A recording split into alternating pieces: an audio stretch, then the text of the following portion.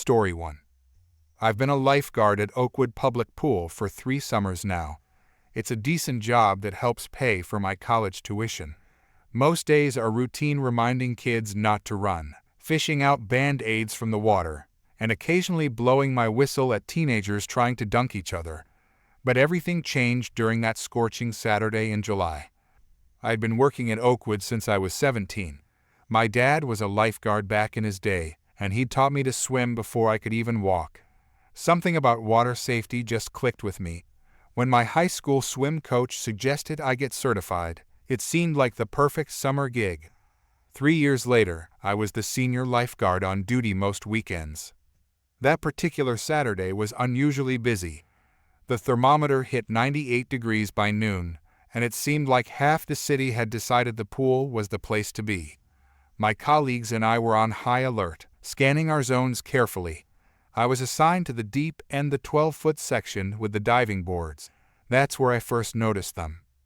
The woman who I'd later come to think of as the nightmare parent was standing at the edge of the deep end, holding her son's hand. The boy couldn't have been older than 8. Something about the scene immediately caught my attention. The kid looked nervous, fidgeting with his goggles, while his mother practically pushed him toward the water. My instincts kicked in, and I climbed down from my station to approach them. Excuse me, ma'am. Is your son comfortable in deep water?" The woman barely glanced at me. She had this designer sunglasses perched on her nose despite the pool's no sunglasses policy, and she seemed annoyed by my question. "Woman, of course he is. He's taken swimming lessons." The boy didn't look convinced. He was skinny, with those inflatable arm floaties that are basically useless in a real emergency. That's great, but this section is 12 feet deep. We recommend children his age stay in the intermediate section unless they've passed our deep water test. Woman, my son doesn't need your test. He's advanced for his age. Before I could respond, my colleague whistled from the other end of the pool. There was some commotion with teenagers splashing excessively, so I had to go help sort it out. I gave the woman what I hoped was a stern, authoritative look. Please consider moving to the 5-foot section. It would be safer." I returned to my station after handling the splashing incident, but kept a close eye on them. The mother was now on her phone, sitting on a lounge chair while her son stood at the edge of the pool. He kept putting one foot in, then pulling back. I could tell he was scared. 10 minutes later, he finally jumped in and immediately began struggling. My training kicked in automatically. I spotted the classic signs of drowning: his head tilted back, mouth at water level, arms flailing sideways instead of forward. No sound drowning is almost always silent as people can't get enough air to shout. I blew my whistle 3 times, our signal for a water emergency, and dove in. I reached the boy in seconds, secured him in a rescue hold, and swam him back to the edge where my colleague was waiting to help pull him out. The kid was coughing up water but conscious. We laid him on his side in the recovery position as he caught his breath. That's when his mother finally looked up from her phone. "Woman, what are you doing to my son?" She rushed over, nearly slipping on the wet concrete in her designer sandals. "Ma'am, your son was drowning. He's okay now, but he needs to rest." "Woman, how dare you touch my child without permission? He was fine." By now, a small crowd had gathered. My manager hurried over from the office, sensing trouble. "Manager, is everything okay here?" "Woman, no. Your employee manhandled my son. He was swimming perfectly fine until this person dragged him out of the water."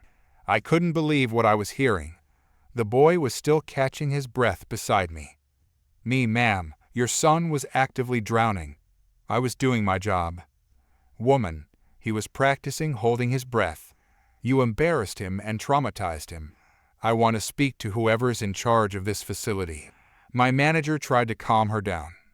"Manager, ma'am, our lifeguards are trained professionals. If they determined your son was in danger." "Woman, I'm his mother. I know what's best for him. This boy," she pointed at me, "should be fired immediately." The boy had recovered enough to sit up, still looking shaken. He glanced between his mother and me with wide eyes. Manager, perhaps we should continue this conversation in my office. Woman, oh, we'll continue it all right. With my lawyer present. She snatched her son's arm, grabbed their belongings, and stormed toward the exit. As she passed me, she hissed, Woman, you'll regret putting your hands on my son. My manager put a reassuring hand on my shoulder. Manager, you did everything right. Don't worry about her. But I did worry. 2 days later, I found out why. The woman had filed a formal complaint against me and the pool facility. A week after that, we received notice that she was suing the city's recreation department for emotional distress, unauthorized physical contact with a minor, and failure to respect parental authority. The lawsuit claimed I had unnecessarily assaulted her son, causing him trauma and embarrassment. She demanded that I be fired and was seeking $150,000 in damages. I felt sick reading the complaint. The recreation department's legal team assured me they would handle everything, but I couldn't help wondering if my lifeguarding career was over before it really began. What if other parents started seeing lifeguards as threats rather than protectors? The weeks that followed were stressful. I gave a formal statement to our lawyers, describing every detail of the incident. Thankfully, my colleagues backed up my version of events. But the nightmare parent had apparently told everyone who would listen that I was some kind of child predator who had targeted her son. The turning point came when our lawyers requested the pool's security footage. Oakwood had installed cameras the previous year after some vandalism incidents. The footage clearly showed everything: me warning the mother about the deep end, her dismissing my concerns, her ignoring her struggling son while on her phone, and the unmistakable signs of the boy drowning before I jumped in. When the footage was submitted as evidence, the woman's lawyer suddenly became very interested in reaching a settlement. But the recreation department refused. They wanted to make a statement that frivolous lawsuits against staff doing their jobs wouldn't be tolerated. The day of the hearing was nerve-wracking. I wore my only suit, which I'd last worn to my grandfather's funeral 2 years earlier. It was slightly too small now. The courtroom was smaller than I expected, nothing like the dramatic TV courtrooms I'd seen. The woman avoided eye contact with me as we sat on opposite sides of the room. Her son wasn't present, thankfully. Her lawyer looked uncomfortable, probably knowing they were about to be humiliated. The judge, an older woman with silver hair and sharp eyes, didn't waste time. After hearing opening statements, she requested to view the security footage. As it played on the courtroom monitor, I watched the judge's expression harden. When it ended, she took off her glasses and stared directly at the nightmare parent. Judge, ma'am, am I to understand that you're suing this young person for saving your child from drowning? Woman's lawyer, Your Honor, our position is that intervention was premature and… Judge, counselor, I've just watched this child struggling underwater for nearly 30 seconds while your client was looking at her phone. Are you seriously arguing that the lifeguard should have waited longer? The woman finally spoke up. Woman, he had no right to touch my son without my permission. I'm his mother. The judge's eyebrows shot up. Judge, so your position is that in an emergency, lifeguards should locate a parent and request permission before performing a rescue. Woman, well, no, but… Judge, or perhaps they should just let children drown if the parent isn't paying attention. Woman, that's not what I… Judge, because that seems to be what you're suggesting. The woman's face flushed red. Woman, you don't understand. My son was humiliated. His friends were there. And this person, she pointed at me, made it seem like I wasn't watching my child. Judge, ma'am, with all due respect, you weren't watching your child. The video clearly shows you on your phone while your son was in distress. The courtroom was silent. The judge shuffled some papers, then looked up again. Judge, I'm dismissing this case. It lacks any merit whatsoever. Furthermore, I'm referring this matter to Child Protective Services for review. The woman gasped. Judge, young man, thank you for your quick action that day. You likely saved this child's life, regardless of whether his mother recognizes that fact.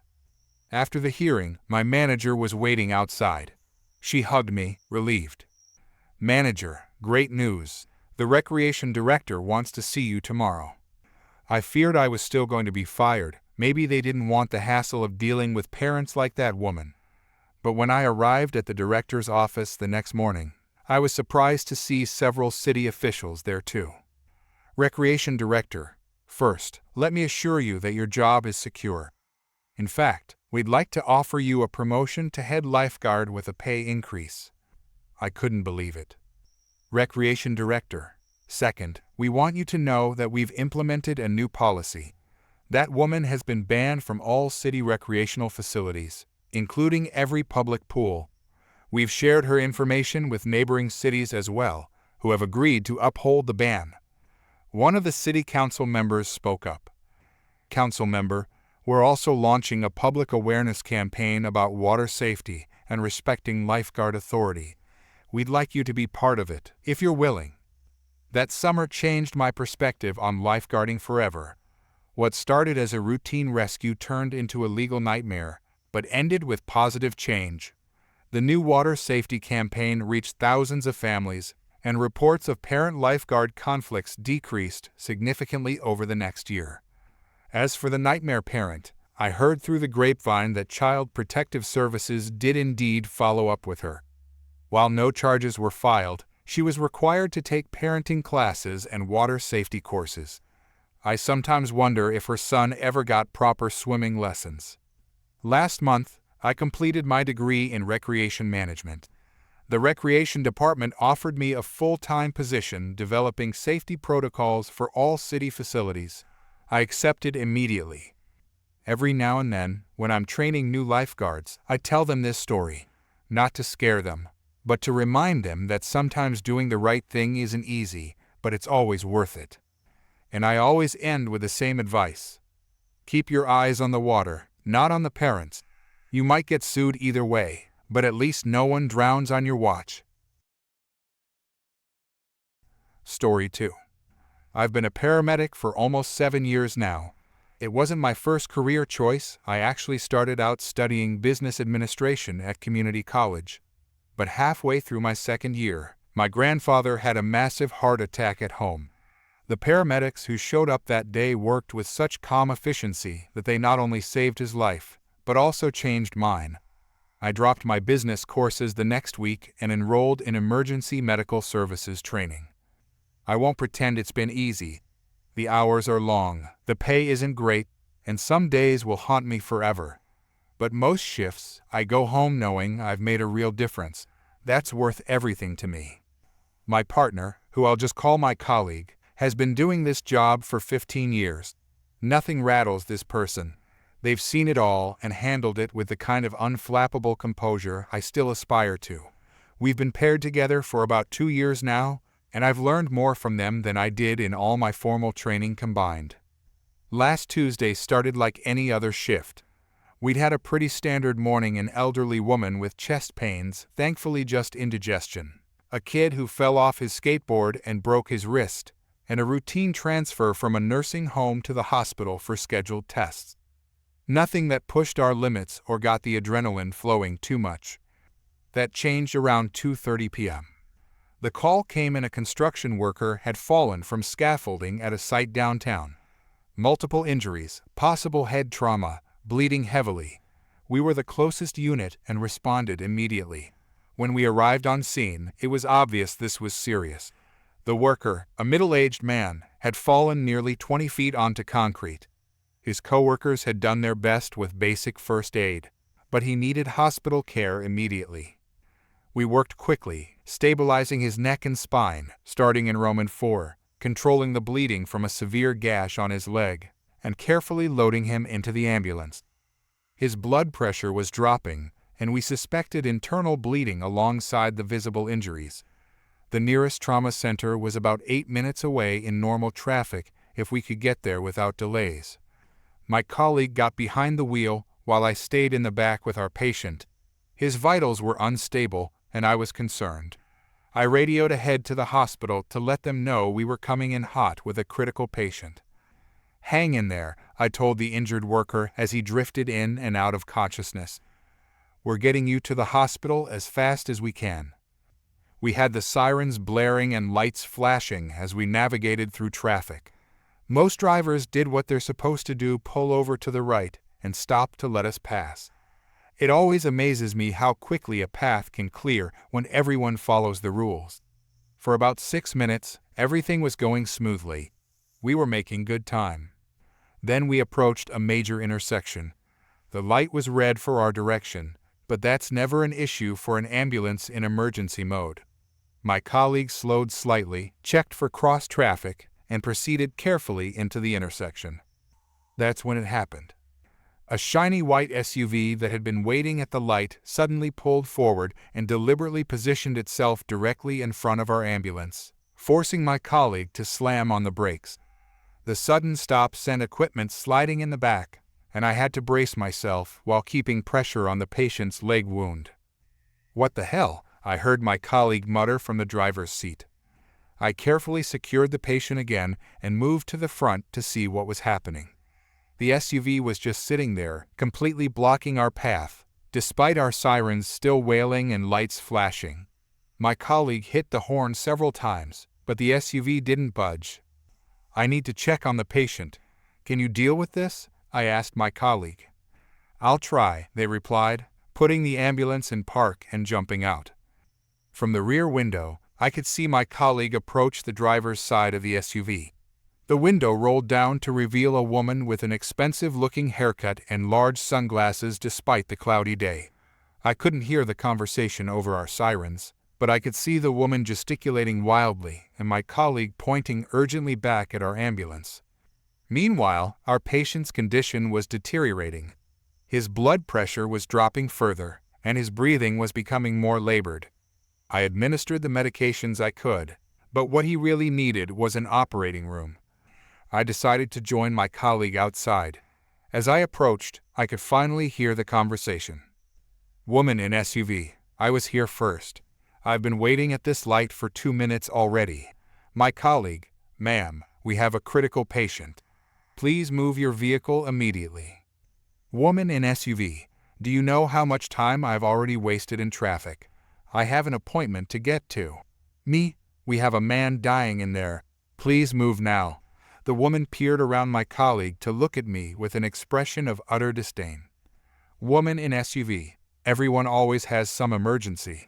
I've heard ambulances use their sirens just to get through traffic when there's no actual emergency. How do I know you're not doing that?" I was speechless. In 7 years, I'd encountered reluctant drivers, confused drivers, even panicked drivers who didn't know what to do, but never someone who deliberately blocked an ambulance while questioning whether we had a real emergency. My colleague, still somehow maintaining their composure, tried again. My colleague: "Ma'am, I can assure you this is a genuine emergency. A construction worker has fallen from scaffolding and has life-threatening injuries. Every minute counts right now." Woman in SUV: "Well, my time counts too. I have a hair appointment that I'm already running late for, and they charge a fee if you miss your slot. So we all have problems." I couldn't believe what I was hearing. A hair appointment. This woman was potentially risking someone's life for a hair appointment. Me: "This is absolutely unacceptable. You need to move your vehicle right now." Woman in SUV: "Don't you dare speak to me in that tone. I pay taxes that fund your salary. That makes me your boss, essentially." By this point, a small crowd had gathered on the sidewalk, watching the scene unfold with expressions ranging from shock to outrage. Cars behind our ambulance had stopped, and drivers were getting out to see what the holdup was. The intersection was effectively shut down. My colleague tried one last approach. My colleague: "Ma'am, blocking an emergency vehicle is against the law. You could face serious penalties." The woman adjusted her sunglasses and smirked. Woman in SUV: "Go ahead and call the police then. By the time they get here, the light will have changed several times, and I'll be long gone to my appointment. You're just wasting more of your own time." What she didn't realize was that someone already had called the police, and they were much closer than she thought. As if on cue, A police cruiser that had been parked just around the corner pulled up alongside the SUV. An officer stepped out and approached the woman's vehicle. She immediately changed her demeanor, flashing what she clearly thought was a charming smile. "Woman in SUV officer, thank goodness you're here. These ambulance drivers are harassing me." The officer, a stern-looking individual with about 20 years of service, judging by the stripes on their uniform, didn't return the smile. Police officer, "Ma'am, I've been watching this entire situation unfold. You need to move your vehicle immediately to allow this ambulance to pass." Woman in SUV, "But I was here first. The light was red for them anyway." Police officer, "Emergency vehicles with active sirens and lights have the right of way regardless of traffic signals. You are currently breaking multiple laws." Woman in SUV, "This is ridiculous. I'm a taxpayer. I pay your salary too." The officer's expression hardened further. Police officer, "Ma'am, I'm ordering you to move your vehicle now, or I will be forced to take further action." Woman in SUV, "What are you going to do? Arrest me for sitting at a red light? I know my rights." The officer turned to us. Police officer, "How critical is your patient?" My colleague, "Very. Suspected internal bleeding and head trauma. We need to get to the trauma center immediately." The officer nodded and made a quick call on their radio. Within 30 seconds, another police car and a tow truck that must have been nearby arrived at the scene. Police officer, "Ma'am, this is your final warning. Move your vehicle, or it will be moved for you." Woman in SUV, "You can't do that. This is my property. I have rights." Police officer, "Your right to property does not supersede someone's right to emergency medical care." Without further discussion, the officer signaled to the tow truck operator, who quickly moved into position. Woman in SUV, "What do you think you're doing? Get away from my car." The officer opened the SUV's door. Police officer, "Ma'am, please step out of the vehicle." Woman in SUV, "I will not. This is assault. This is theft. I'm calling my lawyer." Police officer, "You can call whoever you'd like from the sidewalk or from the back of my cruiser if you prefer. Those are your options right now." The woman was furious, but seemingly realized she had no choice. She grabbed her designer purse and stepped out of the SUV, still protesting loudly. The moment she was clear, the tow truck operator went to work, quickly hooking up the SUV. Woman in SUV, "Wait, my things are in there." Police officer, "You can collect your belongings at the impound lot." Woman in SUV, "Impound lot? You can't be serious." Police officer, deadly serious, "Ma'am, blocking an emergency vehicle is a serious offense." As the SUV was being secured to the tow truck, the officer turned to us. Police officer, "Go. We've got this handled. Get your patient to the hospital." We didn't need to be told twice. My colleague jumped back into the driver's seat, and I returned to our patient, who was now alarmingly pale and unresponsive. As we pulled around the SUV and continued on our way, I could see the woman in my peripheral vision, screaming at the officers and pointing wildly at her car being towed away. The last thing I heard as we drove off was her shrieking, "Do you know who I am? I'll have all your badges for this." We made it to the trauma center 3 minutes later. The emergency room team was waiting for us and immediately whisked our patient away for emergency surgery. I filled out my report in a daze, still processing what had just happened at that intersection. Later that evening, after our shift ended, my colleague and I stopped by the hospital to check on our patient. The surgeon told us it had been close, very close, but they'd managed to stop the internal bleeding and relieve the pressure on his brain from a subdural hematoma. If we'd arrived even 5 minutes later, the outcome would likely have been very different. As we left the hospital, my colleague turned to me. My colleague, "You know what's crazy? That woman will probably never know that her hair appointment almost cost someone their life today." Me, "I hope the fine and impound fees cost at least as much as her overpriced haircut." We both laughed, but it was hollow, because while the story had a relatively happy ending for our patient, We knew it was only a matter of time before we encountered another entitled person who thought their convenience was more important than someone else's emergency. The next day, I was scrolling through local news when I spotted a small article about a woman being charged with obstruction of emergency services, failure to yield to an emergency vehicle, and disorderly conduct. The piece didn't name her, but it mentioned an incident involving an ambulance transporting a critical patient. The potential penalties included significant fines and even possible jail time. I showed my colleague, who just nodded and said, "Good." 2 weeks later, we received a thank you card at the station. It was from the construction worker's family, expressing their gratitude for saving his life. They mentioned he was recovering well and expected to make a full recovery. Those are the moments that remind me why I do this job despite the long hours, the trauma, and yes, even the entitled people who think their haircuts are more important than someone else's life.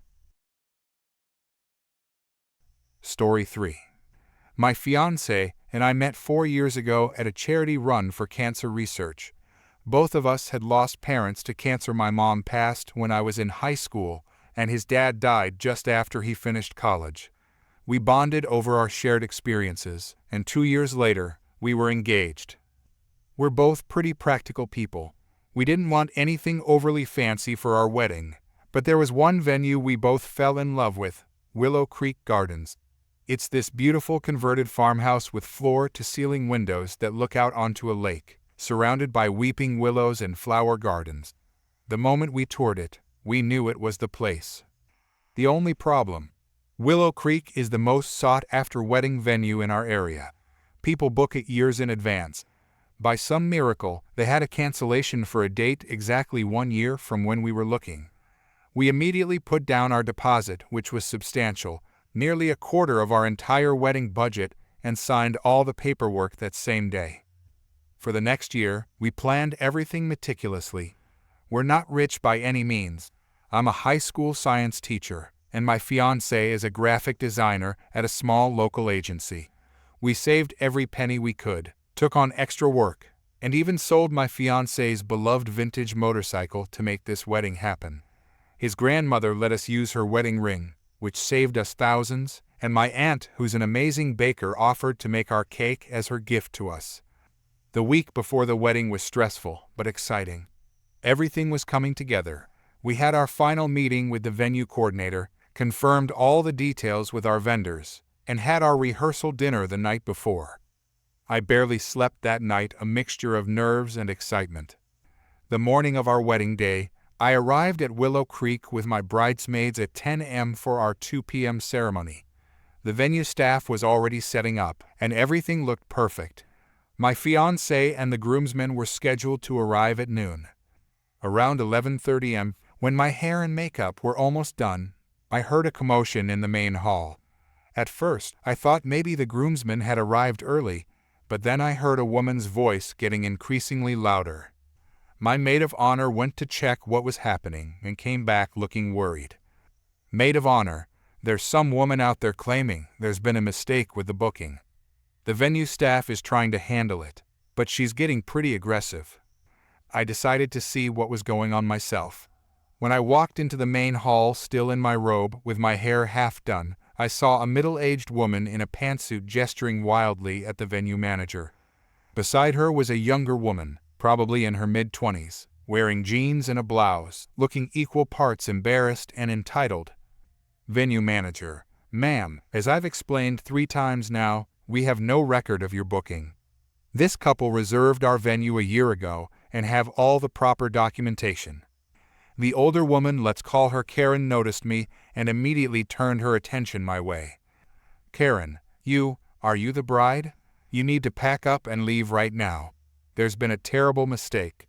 My daughter is getting married today, and we booked this venue months ago."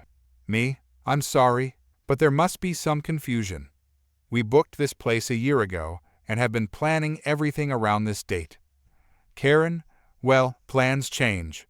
My daughter has dreamed of getting married here since she was a little girl. We've already told all our guests to come here. You can just move your wedding somewhere else." I was stunned. The audacity of this woman was unbelievable. Me, that's not possible. We've paid our deposits, signed contracts, and our guest will be arriving in a couple of hours. The daughter stepped forward now. Daughter, look, I'm really sorry about this mix-up, but my mom is right. We did book this place. Maybe there was some computer error or something, but all of our decorations and our theme are designed specifically for this venue. We can't just go somewhere else. Venue manager, Miss, we have absolutely no record of your booking. I've checked our system multiple times.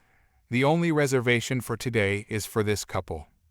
Karen, your system is wrong. We spoke to someone named Jessica back in January. The venue manager shook his head. Venue manager, we don't have anyone named Jessica working here, and haven't for at least 3 years. Karen turned to me again, her face getting redder by the second. Karen, listen, I don't think you understand. My daughter is marrying a surgeon. His parents are flying in from Europe. We have over 200 guests coming, including the mayor. This is an important wedding. Surely your little, whatever this is, can be postponed. I couldn't believe what I was hearing. My maid of honor had joined me and was looking equally shocked. Me, I'm not postponing anything. We've been planning this for a year. Our wedding is happening here, today, as scheduled. Karen, do you know how much money we've spent on this wedding? My daughter deserves this venue. She's been through so much. The daughter was now crying, which seemed to fuel Karen's rage even more. Karen, see what you've done? You've ruined her day. If you had any decency, you would do the right thing and let her have her wedding here. At this point, one of the venue staff members discreetly told me they had called the police. I nodded and tried to stay calm. Me, I'm very sorry you're in this situation, but this is our venue for today. Maybe the venue can help you find an alternative location. This suggestion only made Karen angrier. Karen, we don't want another venue. We want this one. She turned to her daughter. Karen, honey, go get your dress from the car. We're staying right here. The venue manager stepped between us. Venue manager, ma'am, I must insist that you leave. You do not have a booking here today, and you're disrupting a legitimate event. Karen, we're not going anywhere. This is discrimination. The manager looked confused. Venue manager, discrimination against what, exactly? Karen couldn't answer that one. Instead, she tried a different approach. Karen, how much? How much did they pay you? We'll double it. Venue manager, this isn't about money. This is about honoring our commitment to clients who actually have a contract with us. Just then, my fiancé arrived with his groomsmen. Seeing the commotion, he rushed over. Fiancé, what's going on? Before I could explain, Karen spotted him and charged over. Karen, are you the groom? Please talk some sense into your bride. My daughter needs this venue today. My fiancé looked at me with a "what the hell" expression, and I just shrugged helplessly. Fiancé, I'm sorry, but we've had this venue booked for a year. I don't know what the confusion is on your end, but we're getting married here today. Karen, you're all being so selfish. My daughter has been planning her wedding for years. She deserves this more than you do. The daughter was now on her phone, frantically texting someone, presumably her fiancé or guests, to explain the situation. Daughter, Mom, maybe we should just go. Karen, no, we are not giving up. These people need to understand that some weddings are more important than others. I couldn't help myself. Me, and what makes your daughter's wedding more important than mine? Karen, look at you. You probably barely scraped together enough for this place. My daughter's wedding is costing over $100,000. This venue is just a small part of that. Her words stung, but they also made me angry. Yes, we had sacrificed a lot to afford this wedding, but that didn't make it any less special or important. My fiancé put his arm around me. Fiancé, I think you should leave now, before things get any more uncomfortable. Karen suddenly lunged forward and grabbed my arm. Karen, you should leave. This is our venue. She tried to physically push me toward the door. My fiancé immediately stepped between us, and the venue manager called out for security. Karen, fine, if you won't leave, we'll just set up anyway. She stormed back to the entrance, where I now noticed several large boxes had been placed, apparently their decorations. She began opening one of them. The venue security guard approached her. Security guard, ma'am, you need to take your belongings and leave the premises immediately. Karen, no, we're staying right here. My daughter is getting married in this venue today, one way or another. Just then, I heard sirens outside. 2 police officers entered the building, and the venue manager quickly approached them to explain the situation. The officers listened to both sides of the story, though Karen did most of the talking, constantly interrupting me and the venue manager. They checked our contract and the venue's booking system on a tablet the manager showed them. Police officer, ma'am, this couple has legitimate documentation showing they reserved this venue for today. You need to gather your belongings and leave. Karen, this is outrageous. I'm going to sue this venue. I'm going to sue all of you. The daughter looked mortified now. Daughter, Mom, please, let's just go. This is humiliating. Karen, no, we're not leaving. They can have their wedding somewhere else. She made another move toward me, but the police officer stepped between us. Police officer, ma'am, if you don't leave voluntarily, we will have to escort you out and charge you with trespassing and potentially assault. Karen, assault? I barely touched her. She's the one assaulting my daughter's dreams. The second officer spoke to the daughter. Police officer, Miss, please try to calm your mother down and leave peacefully. This doesn't need to escalate further. The daughter nodded, tears streaming down her face. Daughter, Mom, please, let's go. It's over. But Karen wasn't done. She made one last desperate attempt. Karen, my daughter has terminal cancer.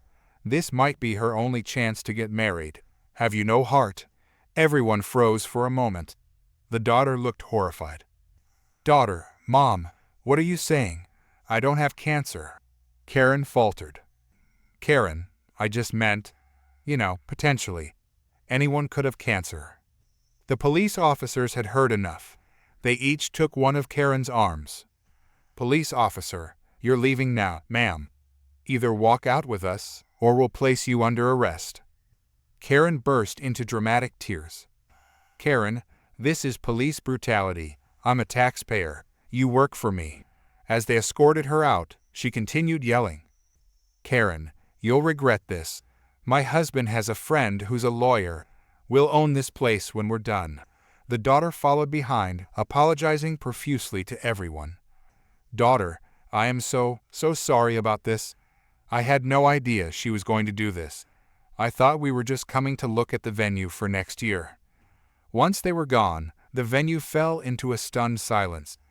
Then the venue manager approached us. Venue manager, I am so incredibly sorry about that. In 15 years of running weddings, I've never seen anything like it. Please, let us offer you a complimentary champagne toast for all your guests to make up for this disturbance. We thanked him, still in shock. My bridesmaids ushered me back to finish getting ready, and my fiancé went to meet the arriving guests to ensure they didn't get wind of the drama.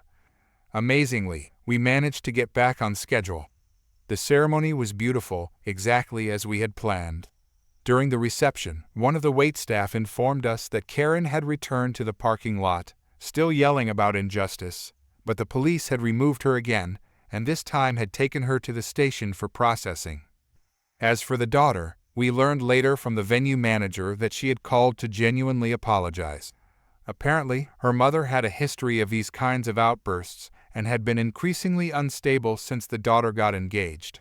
The daughter and her fiancé ended up getting married 2 weeks later in his parents' backyard without Karen in attendance. Despite the chaotic start, our wedding turned out to be perfect, and now we have a story that none of our guests will ever forget, though I hope to never encounter another Karen as long as I live.